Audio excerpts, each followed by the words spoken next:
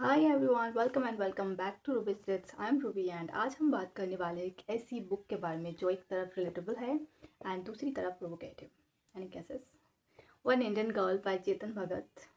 आई know, Chetan Bhagat का नाम सुनते ही मिक्स्ड रिएक्शंस आते, right?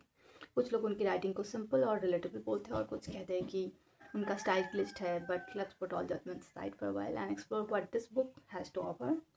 So let's get ready. तो चलिए शुरू करते हैं। सबसे पहले एक quick overview. One Indian girl का प्रोटैगनिस्ट है राधिका मेहता, एक स्मार्ट, एम्बिशियस और इंडिपेंडेंट इन्वेस्टमेंट बैंकर। कहानी की शुरुआत होती है उसकी शादी की तैयारियों से, लेकिन जैसे जैसे स्टोरी अनफोल्ड होती है हम देखते हैं कि ये सिर्फ शादी की कहानी नहीं है, एक लड़की की आइडेंटिटी और सेल्फ डिस्कवरी की जर्नी है। एक ऐसी लड़की जो अपने करियर और पर्सनल लाइफ के बीच बैलेंस बनाने की कोशिश कर रही है। Sounds relatable, right? लेकिन कहानी के लेयर्स को समझने के लिए हमें राधिका की लाइफ के अलग अलग फेजेस को एक्सप्लोर करना होगा। राधिका की स्टोरी और रिलेशनशिप को 3 मेजर फेजेस पर डिवाइड किया गया है। हमें हर हिस्से में कुछ जानने को मिलता है। सो एक नई नई कहानी बताती है हर एक फेज़ में। तो एक पहला फेज़ है college days and Devashish. Radhika की लव स्टोरी देवाशीष के साथ स्टार्ट होती है during her college days. He is a first love but things don't go as planned. जब सोसाइटी की एक्सपेक्टेशंस और इनसिक्योरिटीज़ बीच में आती है तो रिलेशनशिप कैसे फ्रजाइल बन जाते हैं वो यहाँ दिखाता है। एंड दूसरा है करियर इन न्यूयॉर्क एंड नील। जब वो जॉब करने जाती है न्यूयॉर्क में तब वहाँ वो नील से मिलती है। तो फास्ट फॉरवर्ड टू न्यूयॉर्क, पर Radhika as a successful investment banker. यहाँ उसकी लाइफ में एंटर होता है नील की, एक मैरिड मैन है जो उसका कलीग है। अब ये रिलेशनशिप कॉम्प्लिकेट क्यों होता है? क्योंकि राधिका एक तरफ अपनी डिज़ायर्स को एक्सप्लोर करना चाहती है और दूसरी तरफ उसे गिल्ट और सेल्फ डाउट का सामना करना पड़ता है। एंड थर्ड आती है arrange marriage and Brijesh. Finally India वापस आती राधिका को एक अरेंज मैरिज सेटअप में डाला जाता है विद ब्रिजेश। अब आप सोच रहे होंगे कि ये कहानी टिपिकल शादी की है, राइट? लेकिन trust me, this part has a lot of twist. Radhika अपने पास्ट रिलेशनशिप, सोसाइटल एक्सपेक्टेशंस और अपनी आइडेंटिटी को इन सब के कन्फ्लिक्ट्स के बीच उलझ जाती है, जो नॉर्मली होता है।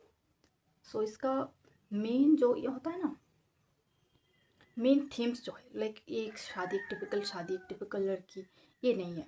ये बुक सिर्फ एक लड़की की लव लाइफ के बारे में नहीं है, इसमें कुछ डीपर थीम्स भी एक्सप्लोर की गई है। Women empowerment. राधिका एक स्ट्रॉन्ग इंडिपेंडेंट वुमेन है, लेकिन उससे बार बार अपनी चॉइसेस जस्टिफाई करनी पड़ती है। क्यों? क्योंकि एक लड़की का एम्बिशियस और आउटस्पोकन होना अभी भी सोसाइटी के लिए एक चैलेंज है। इस बात से हर कोई एग्री करेगा मेरे साथ। और दूसरी आता है फेमिनिज्म। बुक का एक स्ट्रॉन्ग मैसेज है कि फेमिनिज्म का मतलब सिर्फ इक्वालिटी नहीं है, बल्कि सेल्फ रिस्पेक्ट और सेल्फ लव भी है। राधिका अपनी आइडेंटिटी को डिफाइन करते हुए एक फेमिनिज्म वॉइस बन जाती है। एंड तीसरी में आता है सोसाइटीज़ डबल स्टैंडर्ड्स। एक तरफ हम कहते हैं कि लड़कियां अपने डिसीजंस खुद ले सकती है, लेकिन जब वो अपनी डिज़ायर्स और करियर को प्रायोरिटाइज करती है तो उन्हें सेल्फिश एंड अनलेडी लाइफ बोला जाता है। ये hypocrisy is beautifully captured in this book, beautifully. So personally मुझे लगता है कि राधिका का कैरेक्टर काफ़ी रिलेटेबल है। हम सब एक ना एक बार अपनी लाइफ में वो फेस करते हैं जहाँ हमें अपनी चॉइसेस के लिए जज किया जाता है, लेकिन कहानी में कुछ वीक पॉइंट्स भी है, जैसे कि फॉर एग्ज़ाम्पल रिलेशनशिप्स का पोर्ट्रायल थोड़ा सरफेस लेवल लगता है और कुछ डायलॉग्स प्रेडिक्टेबल है। लेकिन अगर आप एक लाइट रीड ढूंढ रहे हो जो आपको एंटरटेन करे और थोड़ा इंट्रोस्पेक्शन करने पर मजबूर करे, तो ये बुक आपके लिए है। And to wrap it up, one Indian girl एक ऐसी बुक है जो एक तरफ इंस्पायरिंग है और दूसरी तरफ थॉट प्रोवोकिंग। मेरी तरफ से इस बुक को मिलते हैं 3.5 out of 5 stars may be.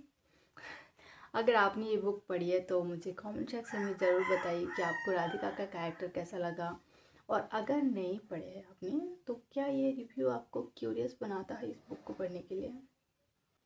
And if you like this video don't forget to like, comment and subscribe. मैं यहाँ आपके लिए और भी अमेजिंग बुक्स लेकर आती रहूँगी। तब तक के लिए अपना ख्याल रखिए। Bye bye.